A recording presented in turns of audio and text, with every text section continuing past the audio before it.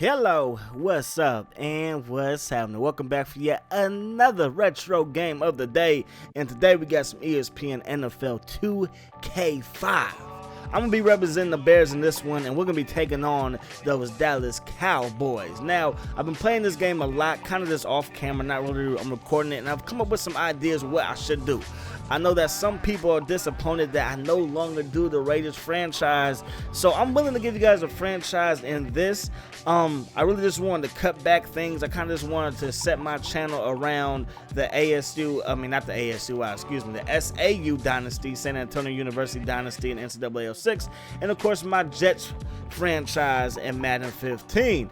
The Raiders franchise, I kind of just lost interest in that, so I didn't want to force myself to play something that I'm really not having fun with anymore, and I didn't want to keep it going, you know what I mean, just for the sake of keeping it going, you know what I mean. And I do apologize to those guys that are disappointed, but I know that some people want to see a franchise in this, so I'm willing to do that, you know. And I'm kind of thinking about doing a team that's better than what we started off with the Jets. Usually with franchises, you take a bad team and you try to, you know, build them into like a powerhouse. Maybe this time around we'll take a team that's pretty good, pretty established, maybe that they're like one piece away from really being like a Super Bowl contender.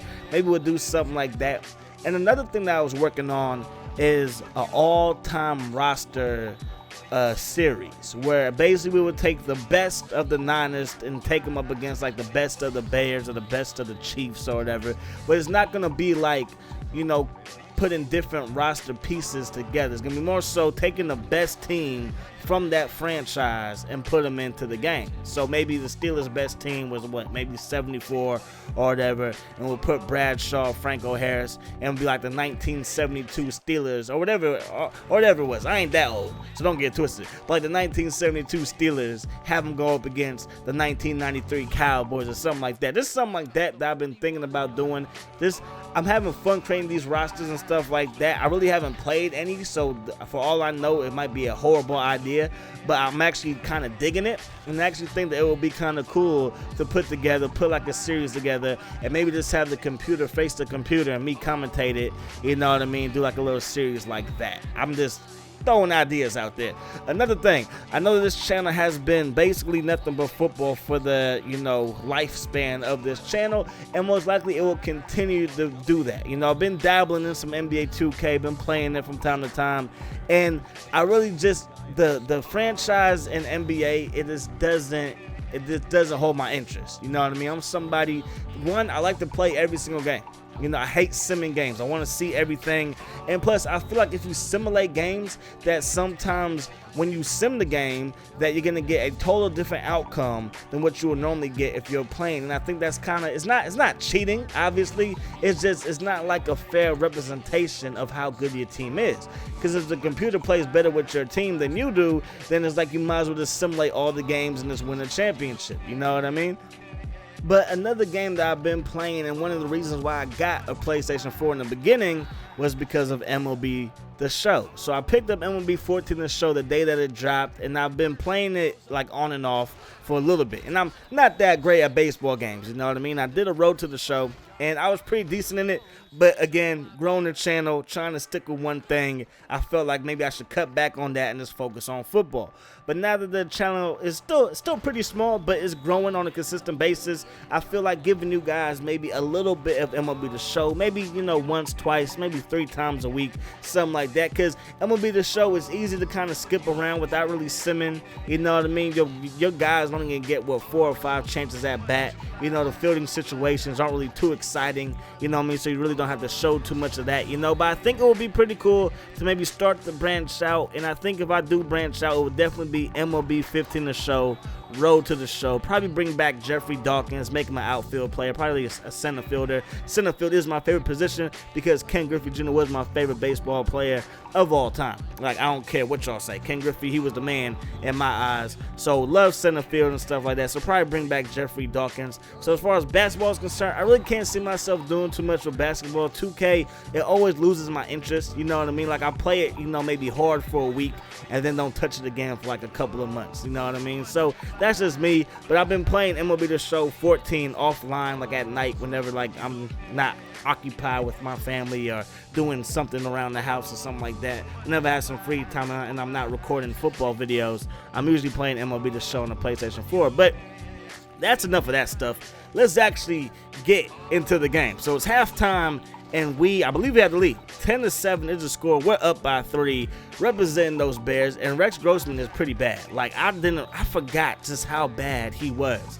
And that right there just shows me, like, even more so that you can win in the NFL just by great defense. Because how they got to the Super Bowl back when they did is just beyond me. Like, it makes no sense with a quarterback like that. And with Thomas Jones and Julius Jones, whatever his name is, the running back for the Cowboys and the running back for the Bears at this time in life, they were both, they're still brothers, obviously, but they played for the Cowboys and the Bears, and they actually played on Thanksgiving Day against each other. That was pretty cool, but it was a horrible game. The Cowboys sucked back then. Bill Parcells wasn't starting Tony Romo at the time.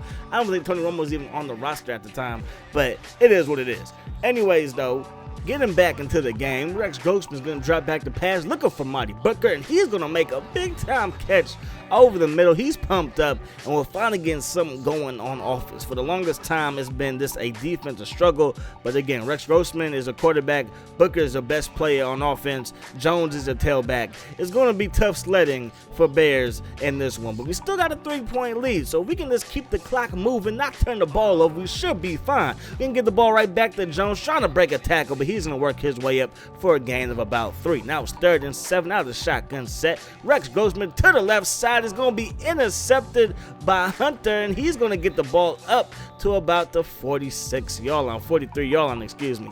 So right here, Quincy Carter from Georgia, he's going to drop back the pass. He's going to find Terry Glenn, but Terry Glenn from the Ohio State University, he can't hang on to the ball. Now Julius Jones gets gobbled up by Lance Briggs. So it's 3rd and 11. Quincy Carter with a little shovel pass. Jones with running room, but he will not pick up the necessary yardage to move the chain. So we take back over, drop him back, going over the middle, gonna find my man Terrell from Michigan, and he's gonna pick up a first down. Check out my man Thomas Jones giving the business to Roy Williams down the sideline. Finally gets brought down, but not until he picks up a big time 1st and 10. Oh my goodness, the crowd is pumped up. I was pumped up when I see it. You guys will see a replay. He just ran over Roy Williams. Hang on.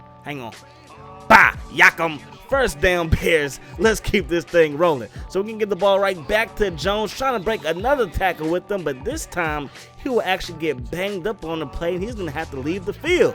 So Thomas Jones is out, so come in the A train. Anthony Thomas from Michigan as well, but we don't give it to him. We throw the ball on 3rd down, and Terrence Newman, he intercepts it, and he is not done. Crosses the 50, inside the 40, running inside the 20, and he is gone.